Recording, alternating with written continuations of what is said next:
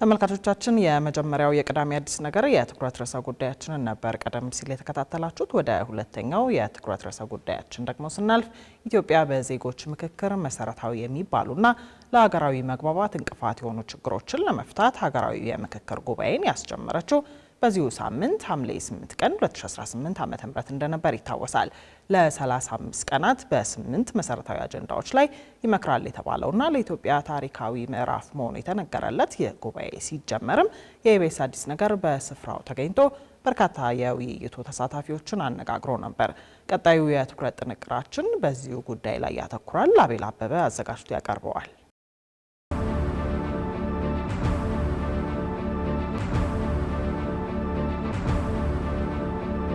በዘመናት ሂደት ውስጥ ለተፈጠሩ አለመግባባቶች በጊዜውና በወቅቱ መፍትሄ ሳታበጅ የቆየችው ኢትዮጵያ ቀን አልፎ ዓመታት ሲተኩ ዓመታቱም በዘመናት ሲለወጡ ያልተመለሱና ያደሩ ጥያቄዎቿ እየበረከቱ ነበር የመጡት።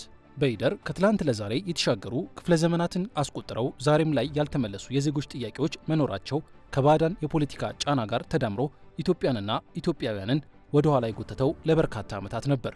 ኢትዮጵያዊ መምከር ባህሉ ያልሆነ እስኪመስል ድረስ ያሉ ልዩነቶቻችንን ለመፍታት ውረድን ውረድ የተባባልንባቸው ዓመታት ከታሪክ ብዙውን ክፍል የሚይዙ ሆነው በመዝገቡ ላይ ሰፍረዋል።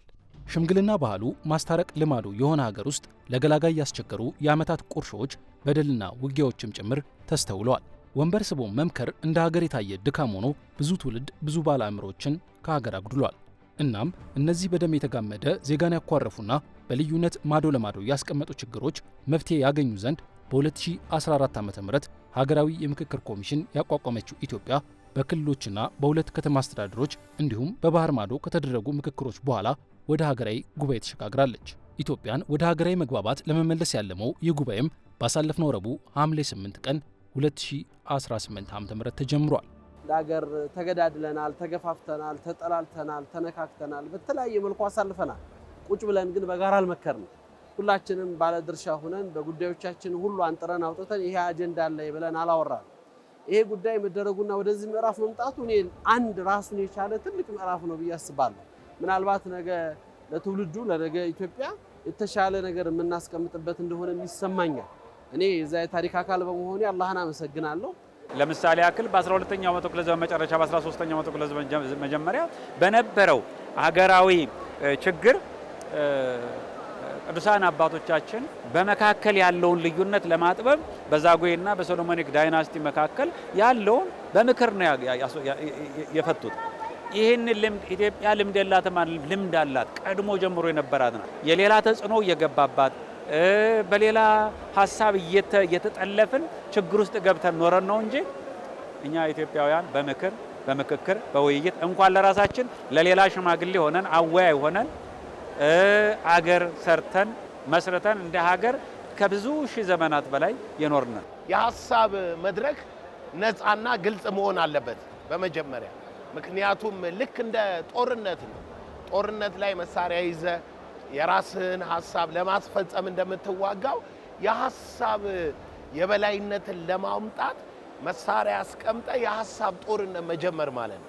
ከዚህ መድረክ የሚወጣው ሀሳብ ነው አገሪቱን ለትውልድ የሚሻገር ትልቅ ራዕይና አጀንዳ ሰጥቶ የሚያሻግራት።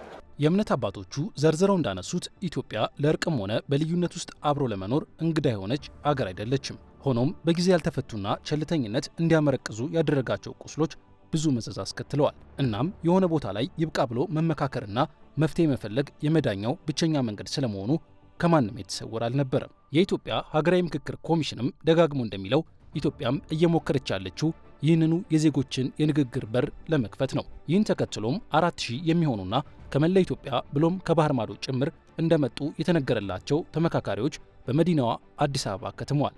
የእነሱኑ ገለጻ ከተዋስን ይህ ውይይት ቢያንስ የልዩነትና በጥርጣሬ የመተያየትን ድንበር አፍርሶ ፊት ለፊት ለመምከር እድል የፈጠረ ነው። የኔ ብሔር፣ የኔ ሃይማኖት፣ የኔ ጎሳ፣ የኔ ጎጥ የሚለው ነገር ትንሽ ሀገር እንዳናስቀጥል አድርጎናልና አገርህን እያሰብ እዚህ ጋር መሰባሰባችን ባይዘው ትልቅ ለውጥ ነው ያለው። ትርክት ነበረ፣ ብዙ ጊዜ አጥሮች ነበሩት። አብዛኞቻችን ማህበረሰቦች እንዳንገናኝ የነበረበት ሂደት ነበረ። በትርክት የቆመ ማንነት ነው የነበረን። አሁን ግን ተገናኝተናል። ብዙዎቻችን እየተወያየን ነው። እንግዲህ ከኛ የሚጠበቀው ልበ ሰፊ ሆነን ሁላችንም በቅንነት ስለመጣንበት አካባቢ ስለኛ ስለ ግል ህይወታችን ሳይሆን ለቀጣይ ስለ ኢትዮጵያ ነው የምንነጋገረውና ኢትዮጵያ ወደፊት ታላቅ ሀገር ሆና በልጽጋ በልማት የሚቀጥለው ትውልድ ለማሻገር በመልካምነት በቅንነት በልበሰፍነት በታማኝነት አንድ ላይ ሆነን መነጋገር ነው የሚጠበቅብን። ስለዚህ ስለ ሀገር መነጋገር ነው መደማመጥ ነው የሚጠበቀው ብዬ ነው ማስበው። እናትም በሀገር ትመሰላለች። እናት ወላድ ናት። 10ም 8ም 5ም ተወልዳለች። 5ቱም 10ሩም አንድ አይነት መልክ፣ አንድ አይነት ቁመት፣ አንድ አይነት ሀሳብ የላቸውም። ግን እነሱን የሌላ ሰው ናቸው አትልም። ኢትዮጵያም እንደዛው ሁሉ ነገር ያለን ግን እያለን አዳማጭ ያጣን። ብንደማመጥ ብንመካከር ይሄን ሁሉ ነገር እንደማይደርስብን እናቅ ነበረ። ከበርካታ አፍሪካ ሀገራት ኤክስፒሪየንስ ኢትዮጵያ ሻል ወዳለው አንድ ምዕራፍ ሄዳለች። ሀገር በምክር ነው የሚገነባ። ሀገር ደግሞ ለምክር ልጆቿን ጠርታ ነገ ይበጀኛል የምትለውን ጠንካራ የሆነ ለትውልድ የሚተላለፍ ነገር ለመቅረጽ እየመከረች ስለሆነ እጅግ ታሪካዊም ነኝ እድለኛም ነኝ። በዘመናት መሃል የሚገኝ ብቸኛ ታሪክ ነው። ተሳታፊዎቹ ራሳቸው ልዩ የታሪክ ምዕራፍ ብለው የጠቀሱት ይህ ጉባኤ ፊት ለፊት በግልጽነት ለመነጋገር በርን ቢከፍትም መነጋገሩ ግን ከግልፍተኝነት የጸዳ የራስን ብቻ ሳይሆን የሌሎችን ሕመም ጭምር በአግባቡ መረዳትን የሚጠይቅ ነው። በዚህ አይነቱ ቀጥተኛ የንግግር ልማድ ውስጥ የማለፍ ዕድል እምብዛም የሆነባት ኢትዮጵያ በዚህ ጉባኤ ግን ይህንን ወርቃማ ሕግ እንድትተገብር ነው የሚጠበቅባት። እስልምና ምዕራፍ ውስጥ ትልቁ ከሚባሉትና ወሳኝ ከሚባሉት ጉዳዮች ራሱን የቻለ ሱረቱ ሹራ የምክክር ምዕራፍ አለ። ስለዚህ እኔ መደመጥ እንደምፈልገው ሐሳብ እንዳለኝ ጉዳይ እንዳለኝ እንዲፈታልኝ የሚፈልገው ነገር እንዳለኝ ሌላውም አለው። ያንን በስርዓትና በክብር መስጠት ማዳመጥ ነው ያለብን። እነዚህ መደማመጦች መሰማማቶች ናቸው ነገን ልናስተካክል እንድንችል ሐሳቦችን በሐሳብ አሸንፈን ልንወጣ እንድንችል። መሳሪያንማ አስበነዋል፣ ቃታንማ ተኩሰነዋል፣ አድርገነዋል። አሁን ሐሳብ በሐሳብ ማሸነፍ የሚችልበትን ሜዳ በአግባብ መጠቀም ነው። ያንተ ሐሳብ ተሸነፈ ማለት ወደክ ማለት አይደለም፣ ተሸነፍክ ማለት አይደለም። ይልቁኑ የበለጠህን ሐሳብ በመያዝ የሚቀጥለውን የአንተንም ደረጃ ሊፍት አፕ ታደርጋለህ ማለት ነው። ያንን ካወቅን የኛን ስሜት የኛን ቡድን ብቻ የምንለውን ነገር እንታገሰዋለን፣ በልበሰፊነት እናያለን። ምክንያታችን መጪው ትውልድ ስለሆነ ማለት ነው። ከውጭ የመጣ ጠላታችንን እኮ 2 ጊዜ እኮ አሸንፈን እኮ አንድነታችንን ጠብቀን ኑረናል። አብረን ወድቀናል፣ አብረን ሞተናል፣ አብረን ቆስለናል። ዛሬ ምን መጥቶ ነው እኛን የሚያለያየን? ስለዚህ በአንድነት ለመኖር ሐሳባችንን የጋራ ሐሳብ አድርገን ችግራችንን የጋራ ችግር አድርገን መወያየት መልካም ነው። ለማንኛውም ነገር ድንጋይ ከመወርወር መወያየት የተሻለ ነው ብለን እናምናለን። ከሐምሌ 8 ቀን ጀምሮ ለጉባኤው አዲስ አበባ የከተሙ ዜጎቿም ለቀጣይ ሳምንታት በ8 ወሳኝ አጀንዳዎች ላይ ይማከራሉ።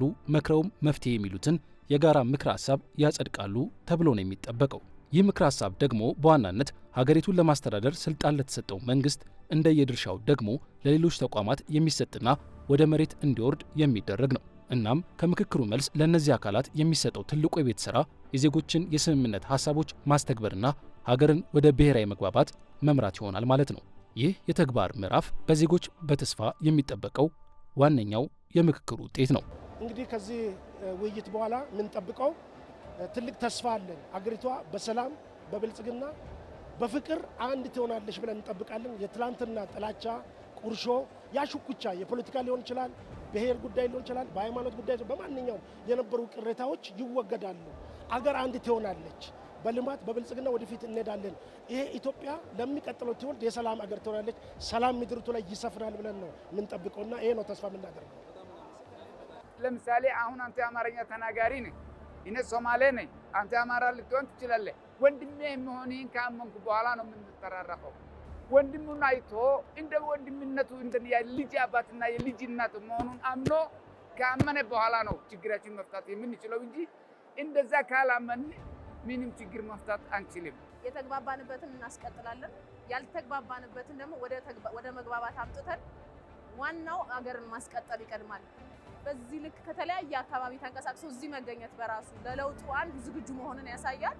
ወደፊት እንግዲህ የተሻለች ኢትዮጵያ፣ የተሻለች ሰላም፣ ደስታ የሰፈነበት ሀገር በዚህ ምክክር መሰረታዊ ተስፋ አለኝ። ጦርነት ለእኛ ለእናቶች አይጠቅምም፣ ለሌላውም አይጠቅምም። እንመካከር፣ እንነጋገር። የሰጠነው ሀሳብ የተሰበሰበው ሪፖርቶች በትክክል ለሚመለከተው አካል ይድረስልን።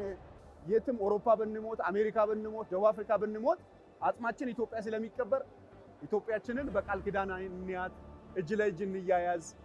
ኢትዮጵያ የተገመደውን የተቋጠረውን ለዘመናት ከርሞ የበሰበሰውን ቋጠሮ እየፈታች ነው፣ እየገነባች ነው፣ እየተሰራች ነው፣ እየመከረች ነው። ሁላችን እንምከር። በዚህ ትውልድ ደግሞ ለመምከር የተዘጋጀ ትውልድ እንዲሆን ማበረታታት ፈልጋለሁ።